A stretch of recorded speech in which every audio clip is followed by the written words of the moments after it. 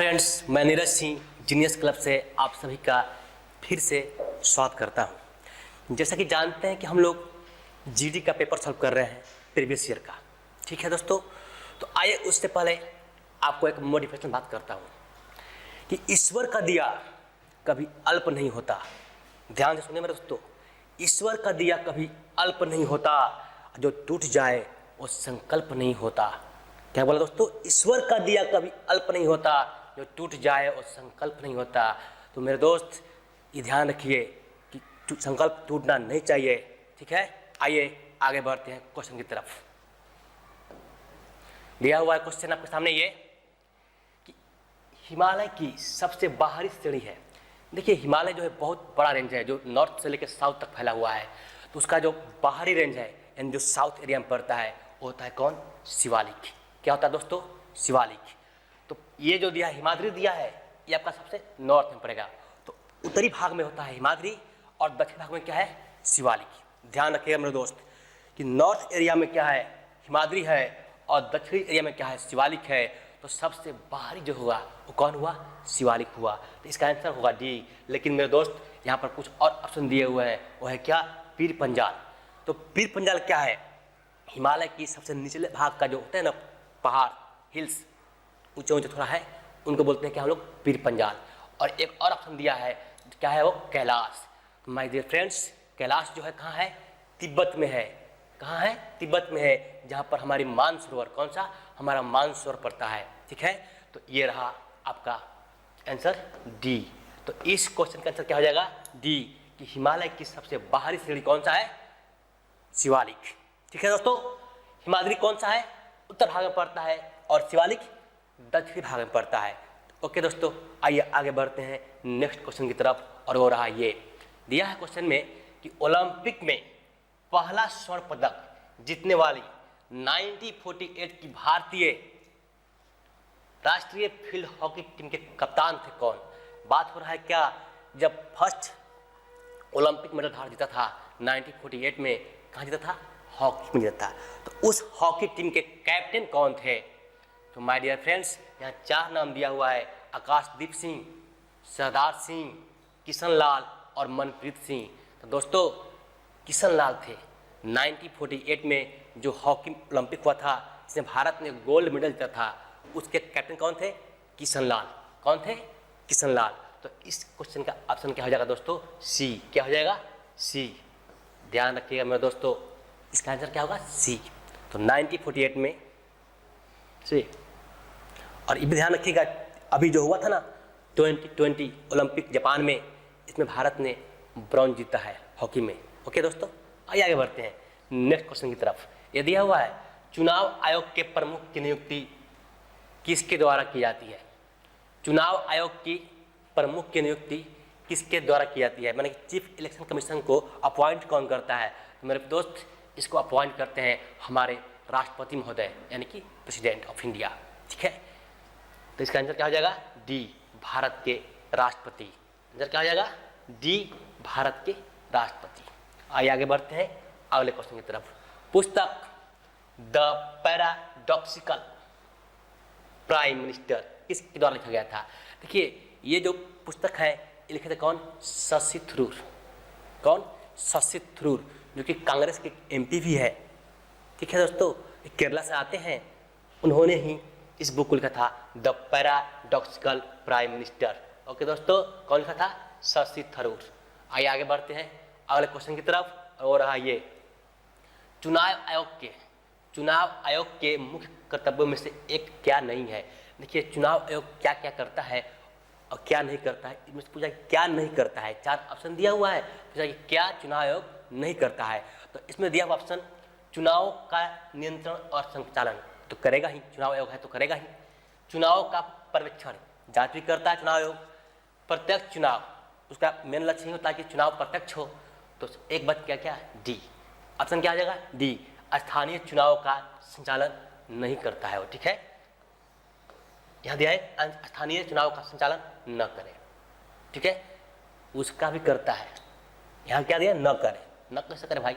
नाम है चुनाव आयोग, सारा जिम्मेवारी उसी का है, चाहे पंचायती हो चाहे प्राइम मिनिस्टर हो, सबका जिम्मेवारी किसका है? चुनाव आयोग का। आइए बढ़ते हैं हम लोग अगले क्वेश्चन की तरफ। इसका आंसर क्या हो गया? डी। ठीक है दोस्तों, बढ़ते हैं नेक्स्ट क्वेश्चन। यहाँ दिया हुआ है कि भारत की प्रसिद्ध शहनाई वादक कौन थे। देखिए 4 नाम दिया हुआ है और वहाँ से पूछ रहा है कि इसमें से कौन है जो शहनाई वादक थे प्रसिद्ध।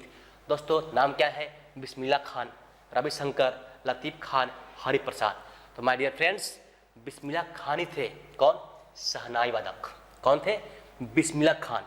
तो बाकी 3 नाम दिया है वो भी कुछ ना कुछ थे, आइए जानते हैं इनके बारे में।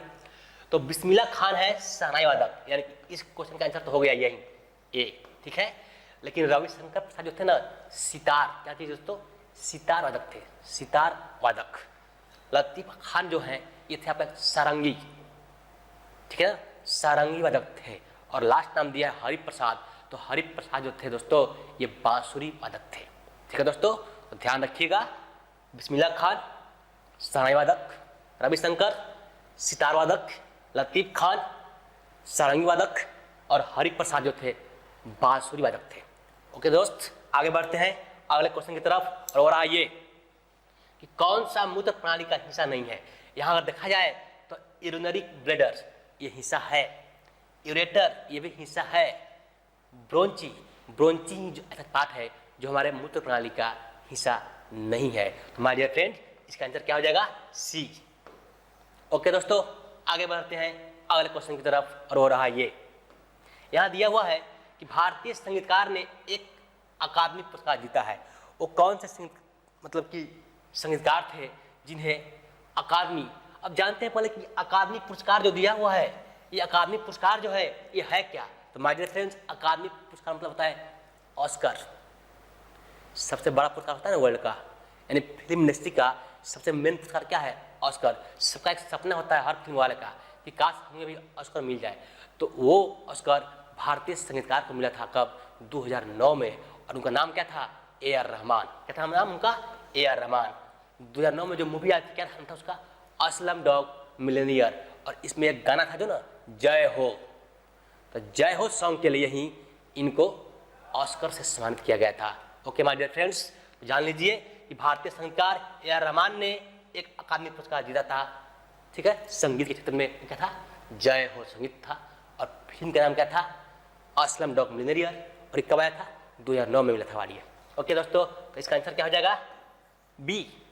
चलिए बढ़ते हैं अगले क्वेश्चन की तरफ। और दिया है ये कि विश्व का सबसे ऊंचा युद्ध क्षेत्र, क्या बोला दोस्तों? विश्व का सबसे ऊंचा युद्ध क्षेत्र, मतलब कि जहां पर युद्ध हुआ हो। तो माय डियर फ्रेंड्स, वो भारत में ही है। और क्या बोलते हैं हम लोग? है सियाचिन ग्लेशियर। क्या बोलते हैं? सियाचिन ग्लेशियर। तो इसका आंसर क्या हो जाएगा? डी। लेकिन लेकिन लेकिन लेकिन कुछ नाम और दिया है जहाँ से भी क्वेश्चन बन सकते हैं, तो आइए उसके भी चर्चा कर लेते हैं। दिया है गंगोत्री ग्लेशियर। तो माय डियर फ्रेंड्स, गंगा नदी का जन्म यहीं से हुआ है, गंगोत्री ग्लेशियर से। ये जो है ना उत्तराखंड में पड़ता है। कहाँ पड़ता है दोस्तों? उत्तराखंड में पड़ता है। सेकंड क्या दिया है? हरि पर्वत ग्लेशियर। हरि पर्वत जो है ना ये कश्मीर में पड़ता है। कहाँ पड़ता है? ये कश्मीर में पड़ता है। ठीक है, इसके ऊपर एक किला है, इसका नाम क्या है? दुरानी किला। क्या नाम है दोस्तों? दुरानी किला। किस पर? हरि पर्वत के ऊपर किला है, नाम क्या है? दुरानी किला, जिसके ऊपर भारत ने अभी जो गया ना 15 अगस्त 100 फीट ऊंचा, मतलब एक तो पर्वत, उसके ऊपर किला, और किला पर 100 फीट ऊंचा हमारा नेशनल फ्लैग को लगाया गया है। ठीक है दोस्तों, तो आइए 100 फीट। ठीक है, तो हरि पर्वत कहाँ है? मतलब गया कश्मीर में है। आगे क्या दिया है? नुब्रा ग्लेशियर। देखिए नुब्रा ग्लेशियर जो है ना ये पार्ट है, क्या ये एक पार्ट है किसका? सियाचिन ग्लेशियर का एक अंश है। तो नुब्रा ग्लेशियर जो है सियाचिन ग्लेशियर का अंश है, जहाँ से नुब्रा नदी निकलती है। ओके दोस्तों, ये क्या पड़ता है? ले लद्दाख, ले बोलिए चाहे लद्दाख बोलिए, ले बोलिए या लद्दाख बोलिए। सेम कहानी है सियाचिन ग्लेशियर का, ये भी लेह और लद्दाख में पड़ता है, जिसका ऊंचाई, इसका ऊंचाई जो है ना लगभग 5400 ठीक है मीटर है। ओके फ्रेंड्स, आइए आगे बढ़ते हैं हम लोग अगले क्वेश्चन की तरफ। यहाँ दिया हुआ है एक वैश्विक कार्यक्रम में स्वर्ण पदक जीतने वाली पहले भारतीय जिम्नास्ट थे। देखिए बात क्या हो रहा है? जिम्नास्ट। यहाँ 4 ऑप्शन दिया हुआ है। क्या दिया हुआ है? हिमा दास, साक्षी मलिक, सीमा पुनिया और दीपा कर्माकर। तो इन 4 ऑप्शन में एक ही नाम है जो जिम्नास्ट है, वो कौन है? दीपा कर्माकर। ओके दोस्तों, तो यही इसका आंसर हो जाएगा डी। लेकिन जान लेते हैं कि बाकी 3 नाम दिया हुआ है, यहाँ से भी क्वेश्चन बन सकते हैं। तो ये जो 3 नाम है ये किस एरिया से बिलोंग करते हैं, किस खेल से बिलोंग करती है? तो पहला नाम क्या दिया हुआ है? हिमा दास। ये क्या है? धावक, एथलीट है, दौड़ती है, ठीक है ना। ओलंपिक में चाहे कहीं भी होता है ना प्रतियोगिता, वहाँ दौड़ती है, दौड़ में भाग लेती है, और ये अभी बहुत अच्छा कर रही है। कौन? हिमा दास। क्या करते हैं? ये धावक है। अगला दिया साक्षी मलिक। मेरे फ्रेंड्स, साक्षी मलिक जो है ना पहलवान है, कुश्ती करती है, ठीक है, ये कुश्ती लड़ती हैं। और तीसरा दिया क्या? सीमा पुनिया। तो सीमा पुनिया जो है ये डिस्कस थ्रोअर है। क्या है? डिस्कस थ्रोअर है। ओके दोस्तों, तो 4 दिया है ऑप्शन। पहला क्या है? हिमा दास। क्या है? ये धावक है। फिर कौन है? साक्षी मलिक। ये क्या है? पहलवान, कुश्ती करती हैं। फिर दिया क्या? सीमा पुनिया। ये कौन है भाई? ये आपका डिस्कस थ्रोअर है। और लास्ट दिया दीपा कर्माकर। ये कौन है दोस्तों? ये है जिम्नास्ट। आइए आगे बढ़ते हैं अगले क्वेश्चन की तरफ। और ये दिया हुआ है कि सोने का आणविक सूत्र, ठीक है, सोने का आणविक सूत्र यानी कि सोने का जो मोलिकुलर फॉर्मूला होता है क्या होता है? तो सोना का होता है क्या? Au। क्या होता है दोस्तों? Au। इसका ऑप्शन क्या हो जाएगा? ए। लेकिन और भी ऑप्शन दिए हुए हैं, और भी ऑप्शन है ना जी, आइए जानते हैं इसके बारे में। तो सोना का होता है Au, Ag होता है चांदी का, जी किसी का नहीं है। ओके, जी किसी का नहीं है। और Al होता है किसका? एल्युमिनियम का। ध्यान रखिएगा मेरे दोस्त, सोना का होता है Au, चांदी का Ag, Al होता है एल्युमिनियम का, जी किसी का नहीं है, ठीक है। आइए आगे बढ़ते हैं अगले क्वेश्चन की तरफ। और ये रहा आपके सामने ये कि निम्नलिखित में से कौन भारत में डिजिटल लेन देन नहीं है? देखिए, भारत में डिजिटल लेन देन नहीं है, वो क्या होगा? कैश। हम कैश लेके दे दिया आपको, आप हमको दे दे कैश, तो क्या होगा? वो डिजिटल नहीं होगा। तो वहाँ पर क्या होगा? नगद लेन देन, ठीक है, नगद लेन देन होता है। नगद लेन देन डिजिटल नहीं है। बाकी रखिए, क्रेडिट कार्ड से लेन देन कीजिए, डिजिटल होगा। पेटीएम से कीजिए, डिजिटल होगा। या फिर एटीएम से कीजिए, क्या होगा? डिजिटल ही होगा, ठीक है। मतलब जहाँ पर कैश लेन देन नहीं हो रहा है। ओके, तो यहाँ पर क्या हो जाएगा? नगद लेन देन। ए। क्या होगा दोस्तों? ए इज द आंसर। ओके, आते हैं अगले क्वेश्चन की तरफ। दिया है भारत का लौह पुरुष किसे कहा जाता है? My dear friends, Iron Man of India कौन है? आपको मालूम चाहिए कि गुजरात में बना है ना statue of unity, Sardar Vallabh भाई पटेल। क्या दोस्तों? सरदार वल्लभ भाई पटेल, यही हमारे आयरन मैन ऑफ इंडिया है, यानी यही वल्लभ भाई पटेल जो दिया है ना गुजरात वाले। हमारा आंसर क्या हो जाएगा? ए। लेकिन माय डियर फ्रेंड्स, 3 नाम और दिया हुआ है, तो इसके बारे में भी जान लेते हैं, ठीक है। क्या दिया हुआ है? M.K. गांधी, यानी कि मोहनदास करमचंद गांधी, जिनको हम लोग बापू बोलते हैं। क्या बोलते हैं? बापू। ओके, और एक नाम दिया हुआ क्या? बाल गंगाधर तिलक। तो इनको जो उपाधि मिला है ना, इनको बोला कौन सी? लोकमान्य, लोकमान्य बाल गंगाधर तिलक। और जो लास्ट नाम दिया हुआ है जवाहरलाल नेहरू, इनका जो नेम था, निक नेम था चाचा। क्या था? चाचा Nehru. Okay my dear friends, तो चाचा नेहरू बोला जाता था ये। आइए आगे बढ़ते हैं अगले क्वेश्चन की तरफ। और वो रहा ये दिया है कि 2018 में 90वां ऑस्कर पुरस्कार के लिए एक भारतीय फिल्म प्रविष्टि थी। मैंने वो कौन सा भारतीय मूवी था जिसको 2018 में ऑस्कर के लिए भेजा गया था? यहाँ 4 नाम दिया है, राजी, जीरो, न्यूटन और संजू। तो माय डियर फ्रेंड्स, वो था न्यूटन, ठीक है। राजकुमार राव उसमें हीरो थे, ठीक है ना। न्यूटन मूवी था, वहाँ पर इस मूवी को ही, न्यूटन मूवी जो है ना सी, इसको भेजा गया था कहाँ पर दोस्तों? ऑस्कर के लिए नामित किया गया था भारत की तरफ से। तो इसका आंसर क्या हो जाएगा? See, Newton. See, Newton. Okay my dear friends, आगे बढ़ते हैं अगले क्वेश्चन की तरफ। और वो रहा ये दिया है कि लोकतंत्र में सत्ताधारी दल किसके प्रति जवाबदेह होती है? बात देखिए, क्वेश्चन में जवाब है कि लोकतंत्र मतलब क्या? जहाँ पर जनता का अधिकार, जनता का राज हो, लोकतंत्र। तो सिंपल सी बात है, जो पार्टी राज कर रही है, जो अभी मान लीजिए कि पीएम कौन है? नरेंद्र मोदी है। तो बीजेपी क्या है? सेंट्रल में है। तो वो किसकी जवाबदेही है? हमारी जनता। कौन? जनता, पब्लिक। तो आंसर क्या जाएगा उसका? जनता। तो जनता का जवाबदेह कौन होता है? सत्ताधारी पार्टी। ओके दोस्तों, तो इसका आंसर क्या हो जाएगा? डी। आइए आगे बढ़ते हैं नेक्स्ट क्वेश्चन की तरफ। और वो रहा ये दिया है, वह प्रक्रिया जिसके द्वारा समान आनुवांशिक रूप से समान व्यक्तियों को उत्पन्न किया जा सकता है। देखिए, ये एक प्रक्रिया है, तो क्या होता है कि समान अनुवांशिक रूप से समान व्यक्तियों का, ठीक है ना, क्या किया जाता है, उत्पन्न किया जाता है। वो क्या होता है, उसे बोलते हैं हम लोग क्लोनिंग। क्या बोलते हैं दोस्तों, क्लोनिंग। क्लोनिंग के थ्रू सेम टू सेम बनाया जाता है, ठीक है दोस्तों, सेम टू सेम क्लोनिंग के थ्रू बनता है। आंसर क्या हो जाएगा इसका, बी।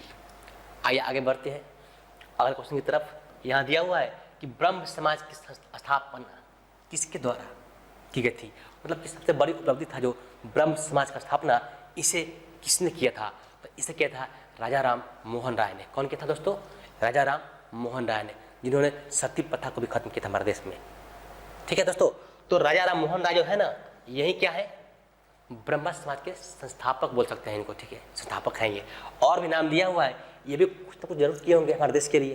तो आइए जानते हैं इनके बारे में। क्या है पहला ऑप्शन, भीम आर अम्बेडकर, ठीक है। तो अम्बेडकर बाबा थे, बाबा अम्बेडकर थे जो, वो क्या किए थे, हमारा संविधान, जो हमारा संविधान है ना, ये इन्होंने लिखा था, ठीक है। अगला ऑप्शन दिया है अरविंदो घोष। तो अरविंदो घोष जो है वो क्या थे, बंगाल के एक योग गुरु थे। क्या थे दोस्तों, योग गुरु थे बंगाल में, ठीक है। और तीसरा आप जाने गए कि ब्रह्म समाज के संस्थापक कौन है, राजा राम मोहन राय और विवेकानंद। इनको कौन जानता है, रामकृष्ण परमहंस के चेला, जिन्होंने रामकृष्ण मिशन का स्थापना किया, ठीक है। ओके दोस्तों, तो इसका आंसर क्या हो जाएगा, सी। बाकी जान गए कि भीमराव अम्बेडकर हमारे संविधान के रचयिता, अरविंदो घोष योग गुरु, राजा राम मोहन राय ब्रह्म समाज का संस्थापक ठहरे, और विवेकानंद रामकृष्ण मिशन का संस्थापक किए, जो बंगाल के बेलूर में पड़ता है। कहाँ पड़ता है, बेलूर में। आइए दोस्तों आगे बढ़ते हैं अगले क्वेश्चन की तरफ। दिया कि निम्नलिखित में से कौन सा मिश्रण नहीं है। देखिए मिश्रण क्या होता है कि कोई धातु को पारा के थ्रू, ठीक ना, कोई धातु को उसमें डाल के उसको क्या क्या शुद्ध किया जाता है। तो इसमें जो है ना सोल्डर, सिल्वर, ब्रॉन्ज, ब्रास दिया हुआ है, इसमें सोल्डर जो है वो मिश्रण नहीं है। सोल्डर क्या है, मिश्रण नहीं है। ओके दोस्तों, आइए आगे बढ़ते हैं। बाकी सब क्या है, मिश्रण है। तो अगला दिया हुआ है कि जीवमंडल से प्राप्त संसाधनों और जीवन वाले जैसे मानव, वनस्पति और जीव, मत्स्य पालन, पशुधन आदि कहलाते हैं। देखिए ये सब क्या है, जीव आ गया मतलब जैविक, ठीक है ना दोस्तों, जीव आया मतलब क्या, जैविक संसाधन, ठीक है। तो इसका आंसर तो हो गया क्या, ए, जैविक संसाधन।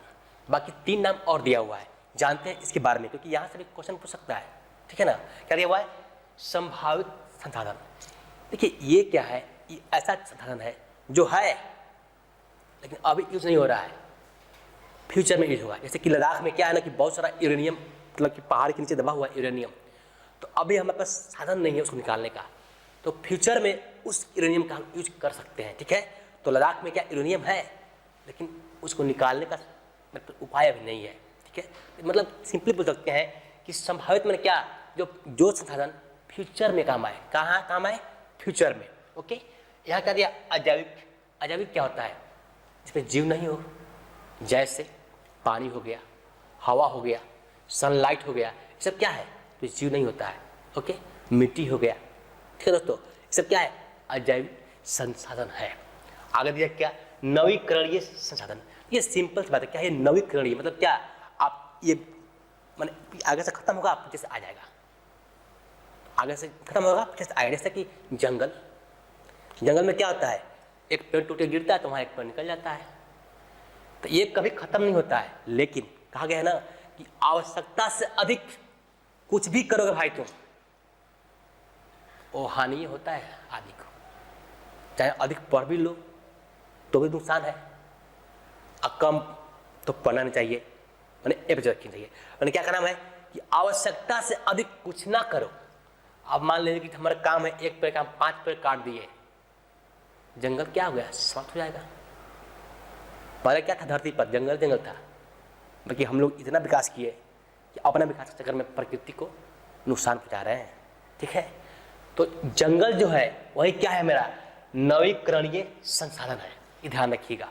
ओके, आइए आगे बढ़ते हैं अगले क्वेश्चन की तरफ, और वो रहा ये दिया कि रबी की फसलें में बोई जाती है।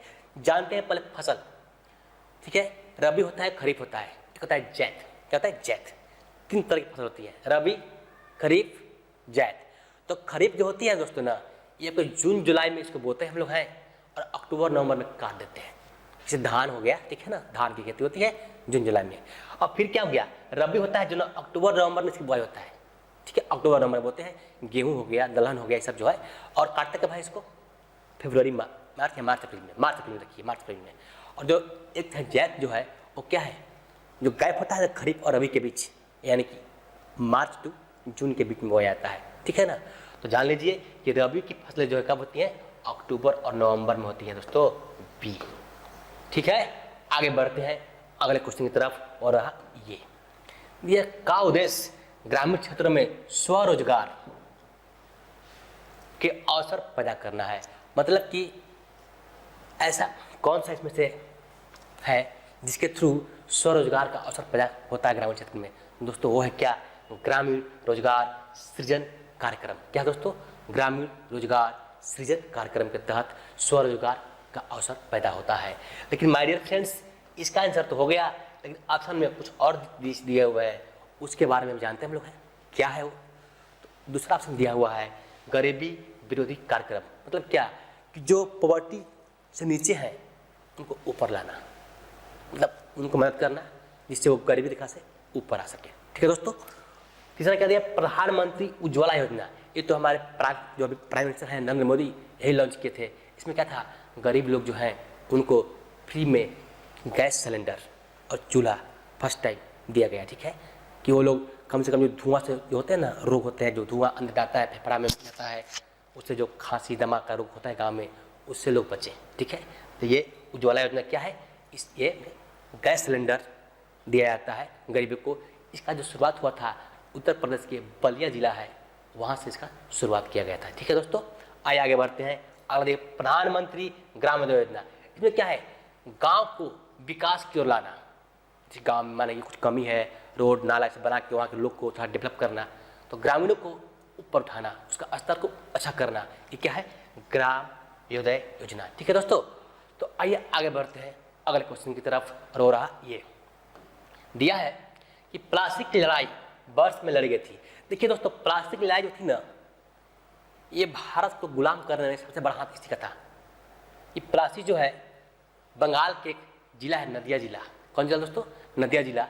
उसी के बगल में एक जगह है जिसका नाम है प्लासी, जो गंगा जी के किनारे पड़ता है, ठीक है दोस्तों। यहाँ क्या हुआ था कि जब बंगाल के नवाब थे उस समय, नवाब सिराजुद्दौला। कौन दोस्तों, नवाब सिराजुद्दौला और ईस्ट इंडिया कंपनी जो था, मतलब कि अंग्रेज लोग जो आए थे, ब्रिटिश इंडिया कंपनी, दोनों के बीच हुई थी, ठीक है, जिसमें नवाब साहब हार गए थे, जिनके हारने के कारण ही भारत में गुलामी शुरू हुआ, मतलब कि अंग्रेजों का आधिपत्य का स्थापना हुआ, ठीक है दोस्तों। तो इसका लड़ाई जो हुआ था 1757 में हुआ था। कहाँ हुआ था, 1757 में। नदिया जिला है बंगाल में, उसी के पास में एक जगह है प्लासी, जो गंगा नदी के किनारे पड़ता है, ठीक है दोस्तों। वहीं हुआ था, कहाँ कहाँ, नदिया जिला में। किसके साथ, तो नवाब सिराजुद्दौला और अंग्रेजों के बीच में। आइए दोस्तों आगे बढ़ते हैं अगले क्वेश्चन की तरफ, और वो रहा आपका ये, यहाँ दिया हुआ है शंकर अंतर्राष्ट्रीय गुड़िया संग्रहालय में स्थित है। देखिए 4 नाम दिया हुआ है, तो शंकर अंतर्राष्ट्रीय गुड़िया संग्रहालय है, और कहाँ है, नई दिल्ली में है। कहाँ है दोस्तों, नई दिल्ली में है। लेकिन जान लेते हैं 3 और नाम दिया हुआ है, यहाँ से पूछ सकता क्वेश्चन। तो दोस्तों पुणे में जो है ना, राजा दिनकर केलकर, कौन, राजा दिनकर केलकर संग्रहालय कहाँ है, पुणे में है। फिर क्या दिया, कोलकाता, यहाँ है इंडियन नेशनल संग्रहालय, कहाँ पर है, कोलकाता में, जो बहुत बड़ा है, ठीक है। और तीसरा दिया मुंबई, मुंबई कौन है, छत्रपति शिवाजी संग्रहालय। ओके दोस्तों, तो चारों जान गए हम लोग कि चारों में कौन कहाँ है। आइए आगे बढ़ते हैं अगले क्वेश्चन की तरफ, और वो रहा ये, यहाँ दिया हुआ है कि सौर मंडल की खोज ने की थी। यहाँ 4 नाम दिया हुआ है, ठीक है। तो सौर मंडल की खोज जो किए थे वो थे कौन, कॉपरनिकस। कौन थे दोस्तों, कॉपरनिकस, जो कि सौर मंडल की खोज की थी। बाकी 3 नाम और दिया हुआ है, जानते हैं कि इन्होंने किसकी खोज की थी। तो पहला क्या है, मर्फी। मर्फी जो थे, मर्फी लॉ का खोज किए थे। क्या थी, मर्फी लॉ का खोज, ठीक है। और न्यूटन जानते हैं आप लोग हैं, गुरुत्वाकर्षण, इससे ऊपर से गिरा तो ऊपर कहाँ नहीं गया, नीचे कहाँ आ गया, ये कौन खोज, न्यूटन, ठीक है। तो गुरुत्वाकर्षण का खोज कौन किया था, न्यूटन ने, सर आइजैक न्यूटन। और एक नाम दिया वास्को डी गामा, ये जो थे पुर्तगाल के रहने वाले थे, इन्होंने समुद्र रास्ता, मैंने भारत तक आने के लिए, इंडिया आने के लिए समुद्री रास्ता की खोज किया था। कौन? वास्को डी गामा ने। ठीक है दोस्तों, आगे बढ़ते हैं अगले क्वेश्चन की तरफ, और वो रहा ये दिया है कि पौधों में जल परिवहन के लिए उत्तरदायी हो। देखिए यहाँ पर क्या नाम दिया है, क्लोरोप्लास्ट, फ्लोएम, नसे, जाइलम। तो जो पौधों में जल पहुँचाता है ना दोस्तों, वो होता है कौन? जाइलम। ठीक है, क्या होता है? जाइलम होता है। तो जाइलम के माध्यम से, किसके माध्यम से? जाइलम के माध्यम से पौधों में पानी पहुंचाया जाता है। ओके माय डियर फ्रेंड्स, तो आज के लिए इतना ही। और आपसे मेरा रिक्वेस्ट है कि आप सभी लोग मेरे यूट्यूब चैनल जीनियस क्लब को लाइक करें, सब्सक्राइब करें और अधिक से अधिक लोग को इसके बारे में बताएं कि वो भी इसका फायदा उठा सके। धन्यवाद।